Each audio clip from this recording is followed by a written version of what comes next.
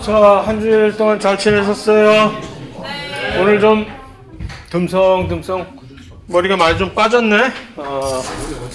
좀 안 좋은 소식을 전하려고 했는데 많이들 들어야 되는데 없잖아.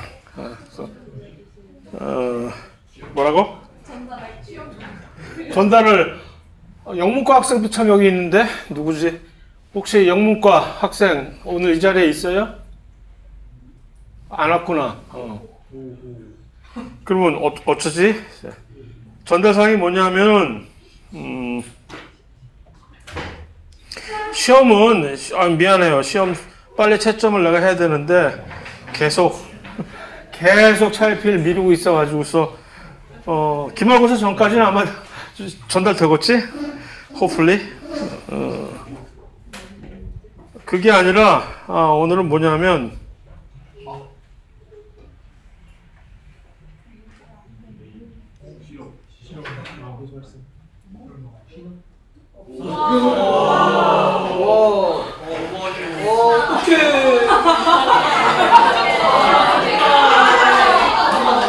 뭐지? 저번에밖에 못 보는 거예요? 이번 주에 그렇지, 좀 슬프지? 사무실 너무 하고 싶은데 기대하고 있었는데. 아니, 이게 이렇게 되면 무슨 문제가 생기냐면 다음 주도 수요일날 시험이 없잖아요, 여러분들이. 좋은 게 아니야. 진짜 안 좋은 것 같은데. 진짜 안 좋은 거야. 아니, 안 좋은 게 아니라 그것 때문에 사실 지난주에 두 개를 한 건데 뭔가 이제 전달이 잘못돼 가지고서 이게 다음 주에, 그러니까 내일 실험할 게 이번 주 실험 있잖아. 지금 이미 했잖아요, 여러분들. 또 할게?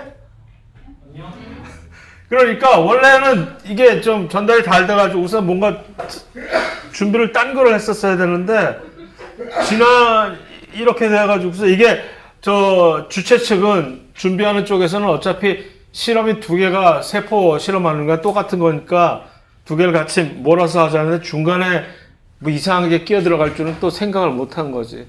중간에 내일 할 거는 그래서 준비를 하고자 하면 그 다음 주차 실험인 페이퍼 크로마토그래피라는 건데 그게 너무나 허접한 실험이거든요. 그건 아무도 안 해요, 요새. 종이 크로마토그래피라는 실험은. 그래서 그것을 위해서 따로 실험 준비를 조교를 시키느니 이걸 차라리 그거는 그 누구도 종이 크로마토그래피를 요즘 하는 사람은 없으니까 박물관 가서 보려면 보고 그래서 하지 맙시다. 그거는 내가 그랬더니 준비하는 사람은 매우 좋아하시더라고. 그래서 근데 여러분들까지 이렇게 좋아할 걸 내가 얼마나 엄청난 배신감이 느껴지네. 왜 좋아하지? 실험이 없다는데. 어쨌든 그래서 내일 실험은 할 게 없습니다. 그래서 혹시 식품생명공학과 학생들한테는 전달을 좀 해주시고 내일 실험 오지 말라고, 할 게 없다고. 그 다음 실험도 없는 거야. 그러니까 이미 했으니까. 그러니까 실험은 여러분들 2주 후에나 보게 되는 걸 거고, 그다음 나머지 다른 과 학생들한테는 물리과도 있잖아. 참, 물리과. 물리학과 또 안 왔네 오늘. 여기 있구나. 저기 있어. 그래서 또 다른 과 학생들한테 내가 따로 오늘 문자로 들어가서 혹시 전화번호 있는지 찾아보고 문자로 전달을 해야 되겠지. 알겠죠? 네. 자, 빨리 3장 끝내고 4장부터는 조금 특단의 조치를 취해야 진도가 좀 빨라질 것 같아서 오늘 기질 농도를 이제 효소에, 자, 어디까지 지금 뭐 갑자기 왜 뜬금없이 기질 농도가 나왔느냐? 혹시 기억을, 효소의 활성에 영향을 미치는 것들에 대해서 지금 살펴보다가 중간에 끊었잖아요. 효소가 일을 잘하고, 그러니까 효소의 입장에서 보면은, 저 친구 일 잘해 하는 거는 얼마나 같은 양의 업무량을 줬는데 훨씬 더 빠른 시간 내에 이걸 끝내버리면 잘하는 친구라고 우리가 하는 거 아니야, 항상. 그래서 뭐 교수가 됐든 사람이 됐든 그건 어쩔 수 없나 보지. 뭐 일 잘러들은 그렇게 빠른 시간 내에 끝내야 되나 보지. 개인적으로 그다지 동의할 수는 없지만 어쨌든 근데 이제 여러 가지 그런 조건들 중에서 기질의 농도. 효소는 결국 기질을 찾아야 되는 거 아니에요. 기질을 찾아가지고서 기질과 결합해서 기질을 바꿔버리는 게 효소가 하는 일 아니에요. 근데 그러면 이제 이거 상대장, 자신의 목표물이 효소의 입장에서 볼 때, 자신의 목표물이 훨씬 많으면은, 훨씬 빨리 만날 수가 있으니까. 일단 효소 입장에서는 기질을 만나야 뭔가 일이 되는 건데. 그래서 이제 성과물로 제시를 할 수가 있는 건데, 그러니까 기질의 농도가 이렇게 높을수록 효소 입장에서는 좋은 거지 뭐. 같은 실적이 훨씬 많이 올라가니까. 그런데 예를 들어서 이 공간에서 기질이 드문 이렇게 있으면 효소 입장에서 훨씬 더 많은 시간을 들여서 기질 하나하나를 방문해서 찾으러 다녀야 되잖아. 그래서 뭐 이거는 상식적으로 그렇게 끄떡끄떡해질 수 있는 거겠지. 똑같은 일을 하더라도 예를 들어서 기질의 농도가 높을수록 효소한테는 일 잘하는 것처럼 보여주니까. 그런데 이제 여기서 반전이, 그러면 같은 뭐 일을 하는 효소라 할지라도 효소가 여러 가지 다양한 버전들이 있을 거 아니에요. 그런데 이제 그 효소들마다 같은 기질을 사용한다고 해서 그 효소들이 전부 똑같은 시간 내에 일을 처리하는 건 아닐 거 아니야. 같은 농도를 가질 때. 그러니까 그럼 효소 ABC가 있어. 전부들 다 여러분들을 상대로, 여러분들이 기질이요. 불쌍한 기질인데 그 효소 ABC가 전부 다 여러분들을 상대로 어떤 일을 벌이려고 하는데 그들이 이제 똑같은, 여러분들의 농도는 똑같은 거고. 그럴 때 이제 그 효소 ABC가 그 중에서 제일 일 잘하는 효소는 누구냐라는 것을 이 효율적으로 이제 수치로 표시를 할 수 있는 어떤 방법이 없을까라고 할 때 생화학자들이 요 KM이라는 값을 딱 고안을 해내 가지고서 요걸 가지고 사용을 하자. 뭐냐? KM. 이건 중간값인데 효소의 K는 아마 활성, 카이네틱을 얘기하는 거겠죠. 그래서 그러니까 100% 말고 네가 한 중간 정도의 능력을 보일 때 뭐 괜히 애쓰지 말고 100% 무리하지 말고 네가 평소에 한 50% 정도로 일을 할 때 네가 필요로 하는 양이 기질의 농도가 얼마냐를 아까 얘기했잖아요. 기질의 농도가 높으면 높을수록 효소는 일 잘한다고. 그러나 일을 훨씬 더 잘하는 효소일수록 기질의 농도가 그러니까 적을 때도 훨씬 더 일을 잘 할 거 아니야. 그렇죠? 그러면 결국 KM 값이라는 거는 반값이야, 반값. 기질의 농도의 반값. 쉽게 얘기해서 내가 50% 일을 할 때 필요한 기질의 농도가 효소마다 다르다는 얘기지. 효소가 그러면은 일을 잘하는 효소일수록 KM 값이 높을까? 작을까? 작지. 그래서 K인 값이 예를 들어서 ABC라고 딱 나왔을 때 효소가 전부 똑같은 일을 하겠다고 선보여서 저를 뽑아주십시오. 여러분들을 위해서 헌신을 다하겠습니다. 할 때 딱 보면 네 K인 값이 얼마냐? 한번 줘봐.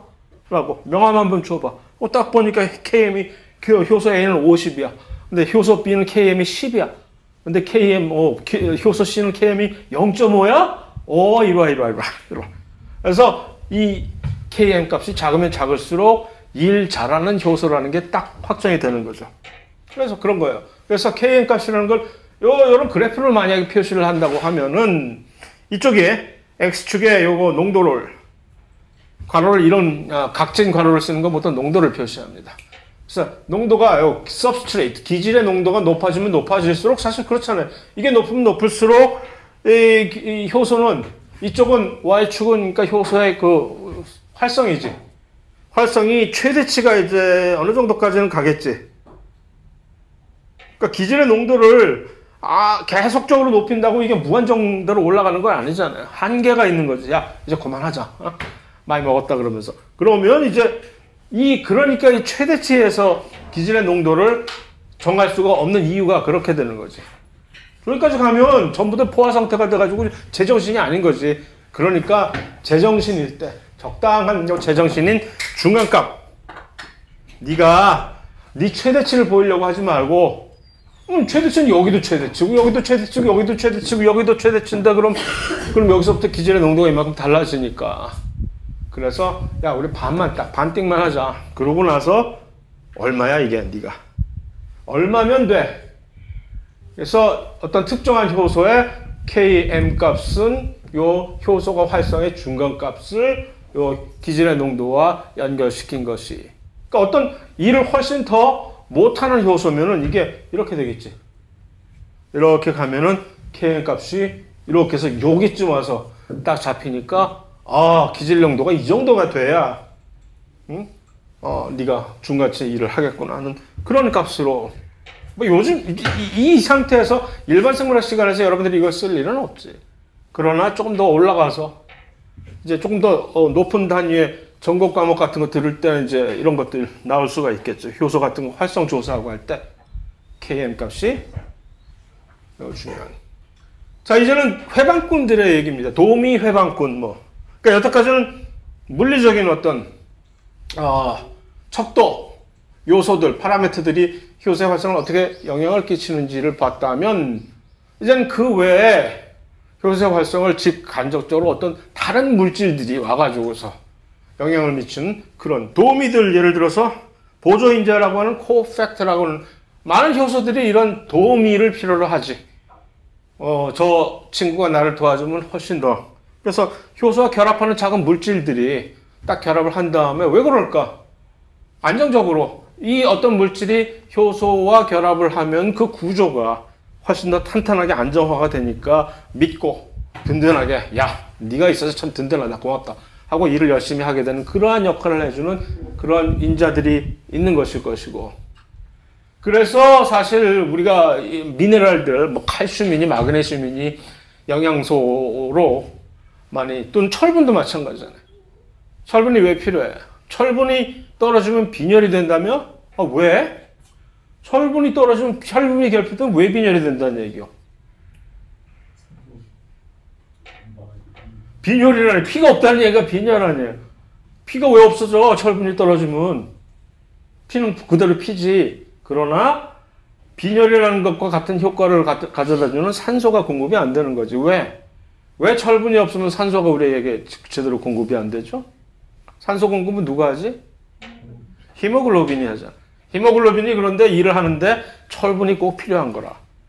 철분이 들어가야, 그래야 걔네들이 헤모글로빈이 일을 제대로 할 수가 있는 그런 식으로 많은 이온들이, 마그네슘 같은 것들도 여러 효소들, 중요한 효소들의 마그네슘이 그 단백질에 딱 끼어 들어가야 그게 구조가 제대로 자리를 잡혀서 일을 하는 그런 것들이 전체적으로 이런 코팩터로 작용을 하는 거지. 도움을 준다는 얘기지. 그러니까 그런 것들 역시 효소의 활성에 영향을 주는 요소겠지.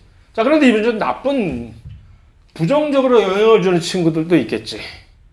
일종의 독극물 같은 것들이 이런 거지. 독이다. 아니, 독의 정의가 뭐야? 라고 할 때, 극단적으로 얘기해서 어떤 물질이 들어가서 치명적이라는 얘기는 우리에게 꼭 생존에 필요한 효소가 있는데 결합을 해가지고서 효소가 작동을 못하면 그냥 죽어버리는 거죠, 우리는. 그래서 무슨 청산가리라든가, 우리의 호흡을 하는데 전자 전달을 맨 마지막 단계에 전자 전달 과정이라는 거기에 효소들이 딱 붙어서 마지막으로 ATP를 합성을 해야 되는데, 최종적으로. 그런데 청산가리가 거기 딱 붙어버리면 그걸 딱 끊어버리니까, 그러면 그냥 ATP를 합성을 못하니까 곧 죽어버리는 거지. 그래서 그런 것처럼. 자, 그럴 때 이제 억제자들 너무 겁을 줬나? 나쁜 것.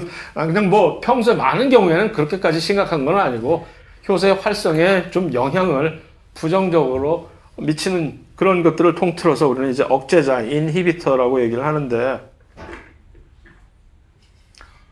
자, 그런데 이제 두 가지 종류가 있다는 얘기죠. 경쟁, 비경쟁. 경쟁은 누구랑 경쟁을 하겠어요? 효소하고. 억제자인데 효소랑 경쟁을 한다는 얘기지. 자식이? 본분을 모르고 막 선을 넘네. 그러면 무엇을 가지고? 효소와 무엇을 가지고 경쟁을 한다는 얘기야?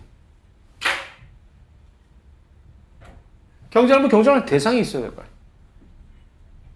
효소가 갈구하는 것은 누구입니까? 기질이지. 이 억제자도 결국 똑같은 기질을 놓고 경쟁하겠다는 얘기지. 왜 그럴까? 뭐가 어떤 특성을 가졌길래 얘는 효소와 경쟁을 할 수 있을까? 오, 아니 갑자기 2, 3주 전부터 이상해졌어. 갑자기 뭐를 잘못 드셨는지. 참, 뭐 바람직스러운 발전이긴 한데 제 입장에서는 좀 신기할 뿐이고. 자, 그래서 기질과 결합을 할 수 있는, 그러니까 효소와 비슷하게 닮은 꼴인 거지. 예를 들어서 뭐 이런 데까지도 그런 예를 들어서 좀 미안하긴 한데 이거 있잖아, 이거 기분 좋잖아. 안 피워봤구나. 이게 얼마나 기분이 좋은지. 난 아직도 20년이 지났는데도 그 기분을 잊을 수가 없는데, 끊은 지 20년이 됐지만, 참, 그게, 다시 돌아갈라. 니코틴. 담배의 그 활성 물질인 니코틴이 왜 여러분들을 그렇게 기분을 좋게 만든, 이거 좀 잘못되는 얘기 아닌가? 이거 방송 나가도 되는 얘기야, 이거? 삐소리야. 기분을 좋게 하냐면, 니코틴이라는 물질은 우리의 신경 전달 물질인 아세틸콜린이라고 하는. 아세틸콜린은 여러분들의 근육을 수축을 수축을 지시하는 그런 신경 신호를 전달해 주는데, 또 그뿐만 아니라 도파민이라든가 무슨 뭐 세로토닌 같은 이 기분을 좋게 안정을 시키는 그런 신경 신호를 또 자극시켜 주기도 하거든. 어쨌든 그런데 이 니코틴이 그것과 그 아세틸콜린하고 경쟁을 해요. 그래서 아세틸콜린이 들어가지 않는데도 니코틴이 들어가면 그 자리를 대신해서 신경 신호를 대신 이 녀석이 전달을, 그러니까 기분이 좋지. 뭐 그냥 그래서 중독도 되고. 그래서 이제 그런 식으로 닮은 꼴인 거야. 이 물질 자체 생긴 게 기질과 효소가 이렇게 결합을 한다는 얘기는 어떤 특정한 효소의 모양이 어떤 특정한 기질과 결합을 할 수 있는 그 부위가 있을 거 아니에요.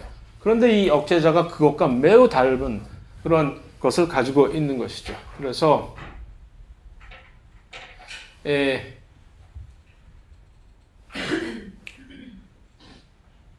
그렇지. 효소와 그러니까 기질을 가지고 경쟁을 하는 거니까 기질과 이제 닮은 꼴이지. 말을 좀 잘못했네. 그래서 같이 효소의 이 억제자가 같이 기질처럼 같이 경쟁을 할 수 있는 정도로 모양이 닮았기 때문에 이것은 기질과 경쟁을 하는 것이고, 그 다음에 비경쟁적 억제자라고 하는 것은 생긴 게 이제 기질과 비슷하게 생기지 않은 거지. 그러나 그럼에도 불구하고 이 효소가 그 경쟁적 억제자를, 비경쟁적 억제자를 결합을 할 수가 있는데, 그러면 결합을 한 다음에 무슨 일이 벌어지는지를 그림으로 보면 빠르겠다. 그래서 하나는 기질이 여기 이렇게 있으면서 활성부에 결합을 해서 일이 벌어지는. 근데 여기 갑자기 이 기질이 이렇게 들어가야 될 이 활성 부위에 경쟁적 억제자가 비슷하게 생겼기 때문에 여기서 자리를 잡고 있으면 기질이 여기 결합을 못 하잖아. 그래가지고서 그러면 효소가 활성이 이제 제대로 일을 못 하니까 기질을 만나야 될 텐데 이상한 녀석이 지금 붙어 있으니까 그렇게 되는 것이고. 그런데 이제 비경쟁적 억제자 세 번째 이 케이스는 뭐냐면은 희한하게 기질은 얼마든지 여기에 뭐 방해꾼이 없어요. 기질은 그러니까 활성부의 효소의 활성부에 결합을 할 수는 있는데, 문제는 여기에 이상한 데다 갑자기 뒤통수를 쳐가지고서 여기에 이 비경쟁적 억제자가 결합을 해가지고 무슨 일이 발생하느냐, 이게. 효소의 활성 부위의 구조가 변해버리는 거죠. 그러면 더 이상 이 효소는 이 기질을 인식을 못하는 거죠. 결합을 못해. 자, 일단 그렇게 대개를 보고 나서 경쟁적 억제자는 그러면은 어떻게, 예를 들어서 실험을 여러분들이 해야 되는데, 중요한 실험을 해야 돼. 근데 여러분들을 미워하는 누군가가 여기다가 이 경쟁적 억제자 회방꾼 물질을 막 타버렸어. 이 실험은 여러분한테 매우 중요해. 이 실험에 성공을 꼭 해야 돼, 이거. 완수를 해야 되는데. 무슨 좋은 방법이 없을까? 딱 보니까 억제자가 들어가서 이 실험을 완수를 하기가 힘들어. 억제자가 너무 많이 들어가가지고.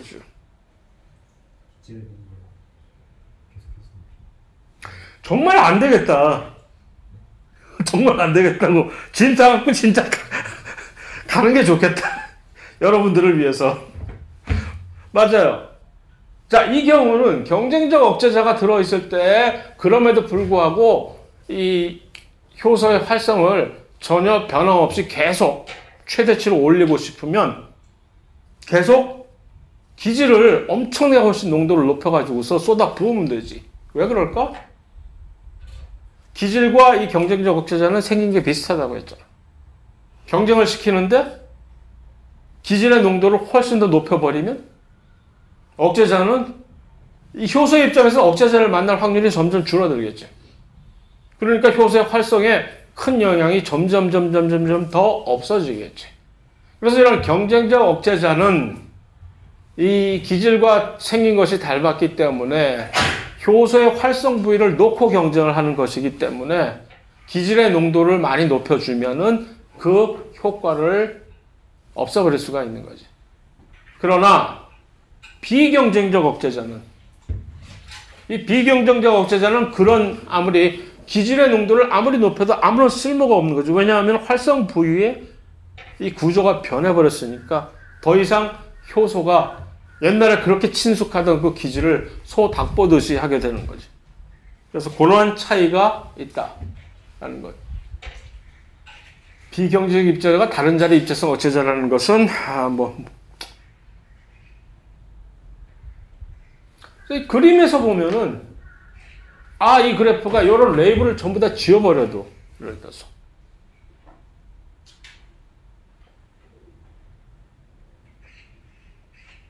이 두 개를 딱 지워버리고 이게 원래 이 분홍색 그래프가 원래 효소의 활성 곡선이야.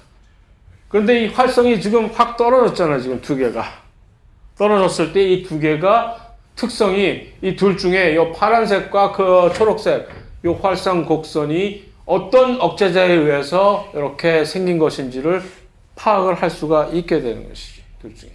왜 그럴까? 이것은 둘 중에 어떤 것이 경쟁적 억제자이겠어요?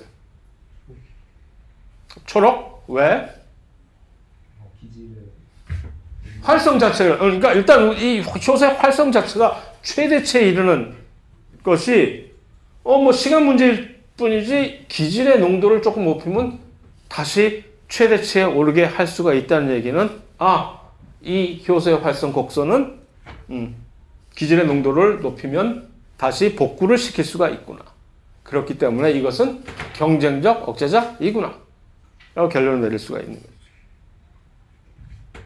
이것은 아무리 기질의 농도를 높여도 이 효소의 최대 활성이 복구가 안 되네.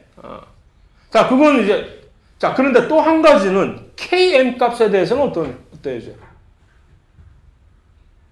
Km 값이 효소의 활성을 또 대표할 수 있는 그 Km 값이라는 게 경쟁적 억제자랑 비경쟁적 억제자 둘 중에 어떤 억제자가 효소의 Km 값을 변화를 시킵니까? 이 그림으로 본다면.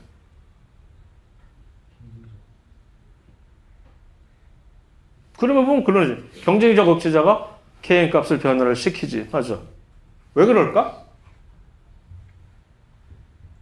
50% 활성을 못하게. 결국 Km 값이라는 얘기는 정의를 따지면 그 효소의 활성의 50%에 해당하는 그 능력을 발휘할 수 있을 때의 기질의 농도가 Km 값이잖아. 그러니까 이 경쟁적 억제자가 있을 때는 일시적으로 그 효소의 활성이 떨어져가지고서 그 50%의 활성을 유지하기 위해서는 훨씬 더 많은 양의 기질의 농도가 필요하게 되니까 Km 값이 올라가게 되지. 그러나 비경쟁적 억제자일 경우에는 이것이 원래 최대치 자체가 그냥 확 떨어져 버린 것이기 때문에 그 최대치가 떨어진 최대치에서 그 반값은 그게 그거지. 그러니까 Km 값의 변화가 무의미해지는 그런 양상이 보이게 되는 겁니다. 별로 반응이 좋지가 않네. 거기에 대해서. 이해가 별로 잘 안 되는 건지 아니면 이런 것까지 꼭 알아야 되는 거예요? 라는 그러한 기분인 것 같은 느낌이 드는데 어쨌든 그래서 경쟁적 요지는 두 가지 종류의 어떤 물질이 효소의 활성에 영향을 끼칠 수가 있는데, 그런데 그 둘의 어떤 성질의 차이에 따라서, 예를 들어서 어떤 물질은 물질 자체의 모양이 기질과 비슷하게 닮아가지고 그렇게 됐을 경우에는 어떤 영향을 끼치게 되는지, 아니면 또 다른 경우에는 어떤 물질은 이 효소 자체에 결합을 할 수가 있는데, 결합을 하는데 활성 부위가 아닌데 결합을 하는 거지. 활성 부위가 아닌데 결합을 해가지고서 무슨 일이 벌어지느냐. 구조가 변하게 되면, 효소 전체 단백질의 구조가 변하게 되면은, 그럼 효소 자체에 또 다른 방식의 영향을 끼칠 수 있다라는 이 두 가지 자체를 이렇게 구분할 수 있는 그런 상황입니다. 자, 그래서 그런 비경쟁적 입체자를 전체적으로 다른 자리 입체성 조절자라고 해서, 왜냐하면 활성 부위가 아닌 효소에 다른 부위에 작용을 해가지고서 활성을, 무슨 구조 변화를 일으켜서 활성을 조절하는 물질이니까 이걸 전체적으로 그런 다른 자리 입체성 조절자라고 한다라고 얘기입니다. 대표적으로 다른 자리 입체성 조절자의 예가, 하나는 촉진, 효소의 활성을 촉진을 시키는 액티베이터 역할과, 또 다른 경우는 그런 방식으로 일을 하면서 효소의 활성을 억제시키는 두 가지 상황을 우리가 생각을 해볼 수가 있는 거죠. 이 경우는, 이 특별한 경우에는 이 경우가 효소 자체가, 이 단백질은 몇 차 구조까지 가질 수 있습니까? 이것이 하나의 효소라면 이 단백질은 4차 구조까지를 가지는 거지. 소단체가 하나, 둘, 셋, 넷이 있으니까. 이런 4차 구조를 가지고 있는, 그러니까 헤모글로빈 같은 것이 이 예에 딱 맞아 떨어지는 그런 예인데, 여기에 예를 들어서 어떤 물질이, 요 초록색 물질은 요 물질이 다른 자리 입체성 조절자로서, 그러니까 다른 자리 입체성 조절자라는 얘기는 이 물질이 어디에 결합을 안 한다? 활성 부위에 결합을 안 한다는 얘기입니다. 그렇죠? 그러나 효소는 결합을 해. 어디에 결합할까 보니까 지금 이 그림에서 어디에 결합해야죠? 요 틈새에 결합을 했네? 그러니까 요 활성 부위가 여기 하나, 둘, 이 효소는 지금 활성 부위가 하나, 둘, 셋, 네 개의 활성 부위를 가지고 있어요, 지금. 그런데 그 활성 부위 역할을 하는 요 계곡, 여기에 결합을 하는 것이 아니라 요 중간에 틈새에 요 다른 자리 입체성 조절자 물질이 결합을 했어. 한 다음에 무슨 일이 벌어졌어? 효소의 활성이 쭉 올라갔어. 활성이 왜 올라갔지? 뭐라고 써 있습니까? 구조가 안정화가 되는 거지. 그러니까 여기 중간에 딱 뭔가를 끼워둠으로써 해서 요 안에 있는 요 활성 부위들의 구조가 잘 안 망가뜨려지고 항상 이렇게 잘 튼튼하게 유지가 되는, 뭐 비유를 든다면, 그러면 효소 입장에서 보면 땡큐지. 그래서 쭉. 반면에 이 경우는 꼭 그렇게 항상 좋은 일만 있으라는 법은 없는 거지. 비슷한 방식으로 여기 이렇게 억제자 역할을 하는 요 물질이 다른 자리 입체성 조절자로서 결합을 했는데, 그 결합의 결과로 아예 여기가 완전히 개망한 거지, 개망. 얘 때문에 이 활성 부위의 구조가 아예 제대로 자리를 못 잡고 있는 거지. 그렇게 될 경우에는 효소의 활성은 그냥 쭉 떨어져 버리게 되는 이런 뭐 양상을 우리가 떠올릴 수가 있잖아요. 그래서 이제 그런 관점에서 볼 때 이런 다른 자리 입체성 조절자라는 것이 있는데, 이와 비슷한 유사품에 속지 마세요라고 하는 협동성이라는 이런 특징이 있습니다. 이 둘 중에 무엇이, 이것은 지금 협동성을 얘기를 하는 거예요. 좀 전에 봤던 다른 자리 입체성 조절에 의한 효소의 활성 촉진과 지금 요 보여주는 그림인 협동성, 이건 뭔가 다르잖아요. 틀린 그림 찾기를 할 때 뭐가 틀리지? 이 협동성이라는 얘기는? 응? 결합 부위가 어디? 활성 부위의 결합하는 친구는 누구지? 기질이네? 그러면 이 협동성이란 뭐냐면은, 자, 이 똑같은 이 상황입니다. 4개의 소단위체로 이루어진 4차 구조를 가진 효소야. 헤모글로빈 또 금방 또 소환이 되네. 헤모글로빈처럼 이렇게 4차 구조를 가진 4개의 소단위체로 이루어진 그런 효소인데, 갑자기 이 기질 자체가 직접적으로 영향을 끼쳐가지고서 기질 자체가 스스로 이 효소 전체를 활성을 높여주는 역할을 한다? 무슨 얘기야 도대체 이거는?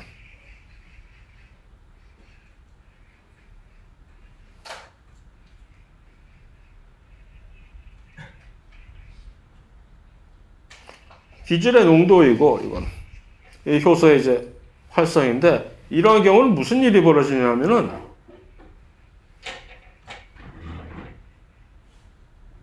일종의 S자 곡선을 이루게 돼. 효소 활성. 원래 우리가 알고 있는 효소 활성 곡선은 이렇게 되잖아요, 보통. 이게 아니라 이거잖아, 이거. 근데 얘는 밑에서 여기 조금 올라가는데 시간이 좀 걸렸다가 쭉 치고 올라가게 되는 이런 S자 곡선을 이루게 되지. 이게 뭘까?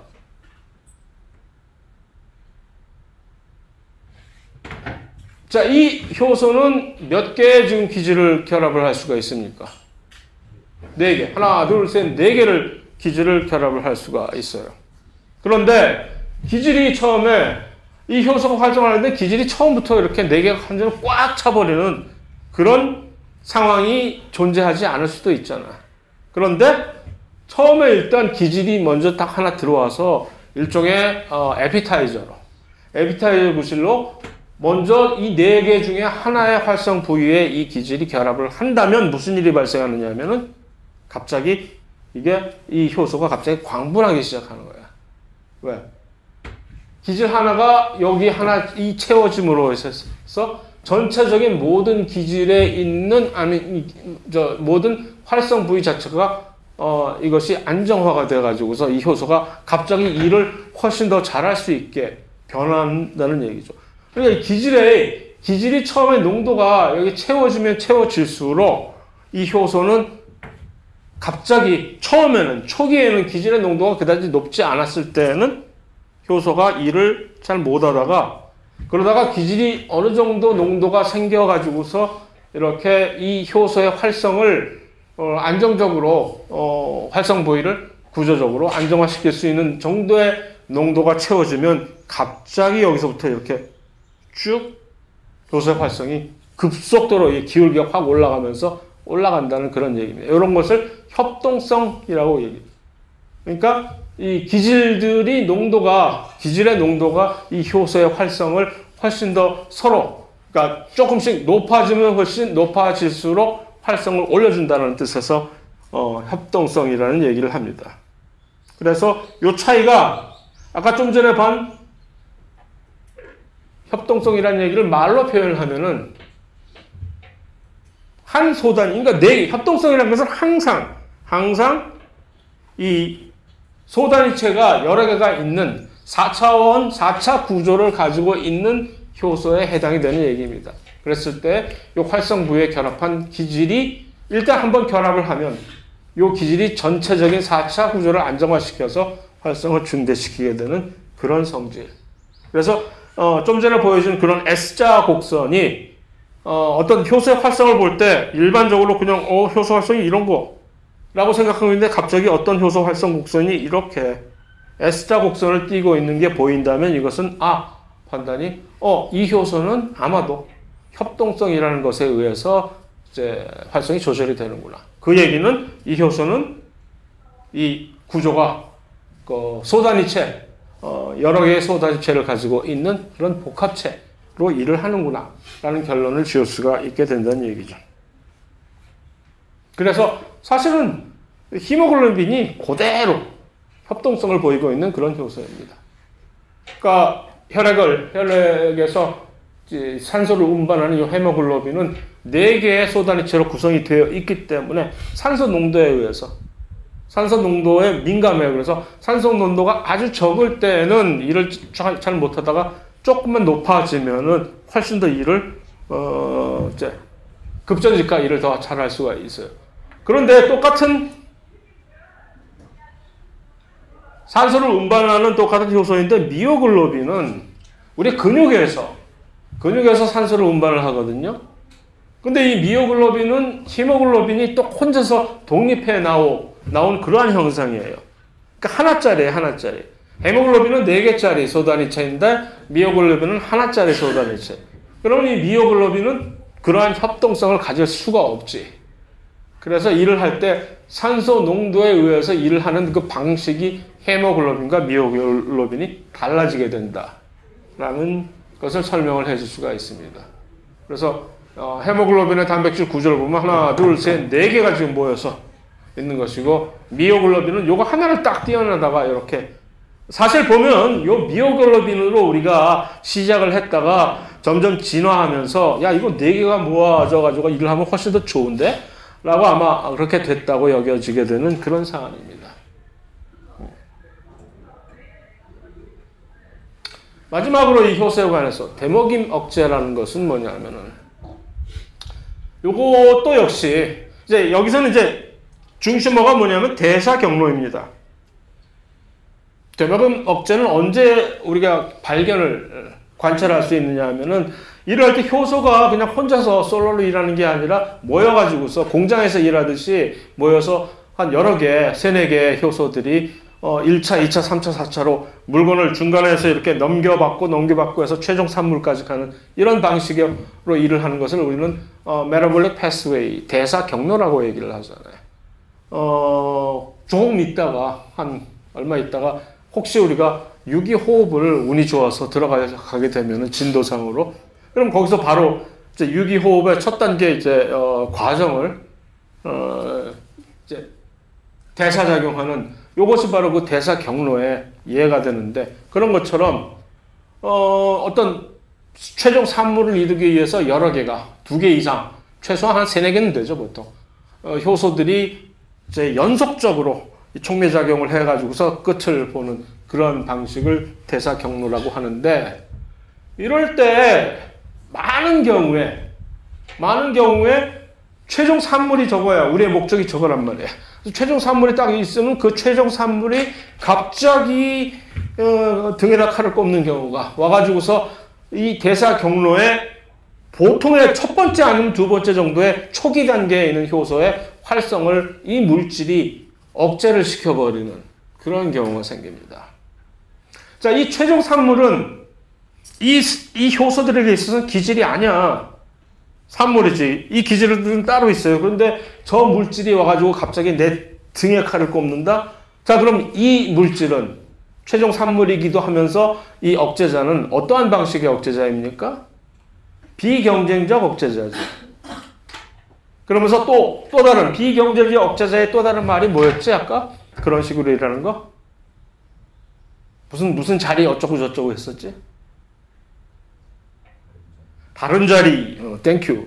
다른 자리 입체성 조절자라는 얘기예요, 맞아. 그래서 저 최종 산물이 와가지고서 내가 첫 번째 이제 내가 일바 효소야. 일을 막 하면서 일 막 독려해 가면서 일들해 하면서 남겨주면 나의 두 번째 효소가 일하고 그래서 저 끝까지 가서 어떤 산물이 생기는 게 나의 목표란 말이야. 근데 갑자기 산물이 쌓이니까 갑자기 찌고 오더니 날로 와서 내 목을 졸라가지고서 나의 일을 하는 거를 망쳐버리는 이게 바로 데모김 억제거든요. 얼마나 좋은 일이야 사실. 이 우리의 세포의 입장에서 얼마나 경제적인 일이지. 이걸 스위치를 저기 우리가 그런 것을 저 친구가 나를 와가지고서 이렇게 등 뒤에 칼을 꼽아서 나를 이제 그만 좀 하지 하고 억제를 하지 않는다면 나는 저기 얼마나 많은 양의 재고가 쌓이는지를 알 길이 없잖아요. 그러니까 무조건 나는 여기서 기질만 있으면 기질이 오는 대로 그냥 나는 받아서 남겨줄 뿐이고 하면서 계속 일을 한단 말이에요. 그러다 보면 저기서 계속 재고가 쌓이는데도 나는 전혀 아랑곳하지 않고 계속 일을 하다 보면 세포의 입장에서 볼 때는 전체적으로 이게 경제가 안 돌아가는 거지. 이게 없어져야 되는데 얘는 재고가 계속 없어질 기미도 안 보이는데 쟤는 계속 만들어내네. 그래서 그것을 살다 보니까 세포가 이래서는 우리가 이 경쟁 사회를 우리가 못 뚫고 나간다. 어떻게 좀 해보자. 그래서 진화를 했겠지. 그래서 저기 최종 산물이 와가지고서 여기 있는 대사경례의 첫 번째 효소나 또는 두 번째 효소나 이 초기 단계를 억제시키는 것이 관건이잖아요. 그래야 쓸데없는 낭비가 조금이라도 훨씬 더 빨리 없어지니까. 그래서 산물이 이것을 억제시키는 그런 방식. 이것을 우리는 피드백 이니비션, 대먹임 억제라고 합니다. 그래서 이것은 당연히 다른 자리 입체성 조절의 하나의 예가 될 것이고, 뭐 그림으로 보여주면 그런 것이고. 그런데 그러면 이제 질문이 나올 법도 하지. 계속 억제만 있어요? 좋은 일은 안 생겨요? 혹시 피드백 말고 피드 포워드 이게 생기면 생길수록 뭐가 갑자기 나를 와서 촉진을 시키는 그런 경우 없어요 혹시? 얼핏 생각하면 이건 미친 짓 아니야 이거. 조금만 생기면 훨씬 더 와가지고서 얘네들이 나와서 나를 일을 더 잘하게 막 으쌰해주면 나는 더 광분해서 일을 막 할 테니까 재고는 훨씬 더 많이 쌓일 거 아니야. 그럼에도 불구하고 이런 경우도 있어요. 여러 경우가 있는데 그걸 다 제가 더 찾아서 파악을 하고 있지는 못하지만 얼핏 하나 생각할 수 있는 거 그거 하나는 있겠다. 소화효소 같은 거, 위에서 소화효소 같은 것을 만들고 할 때 그 산성화를 시키는 효소가 있는데 이 소화효소. 그런데 위산을 분비하는 거지 이제 위산이 조금만 분비가 처음에 딱 되면은 그 이 산이 와가지고 위산을 분비하는 이 나를 훨씬 더 급속도로 훨씬 가속화시키는 것. 이것이 바로 이제 피드 포워드 활성화의 하나의 예가 될 수가 있겠죠. 이러면 훨씬 더 단기간 내에 짧은 시간 내에 그 위산을 빨리 분비를 시킬 수가 있기 때문에 그러면 음식물이 들어왔을 때 빠른 시간 내에 이것을 소화시킬 수 있는 그런 예가 될 수가 있겠죠. 자, 그래서 다음은 이제 세포로 우리가 들어가게 되는데 45분이니까 미리 10분 쉬고 새로운 장을 들어가도록 합시다.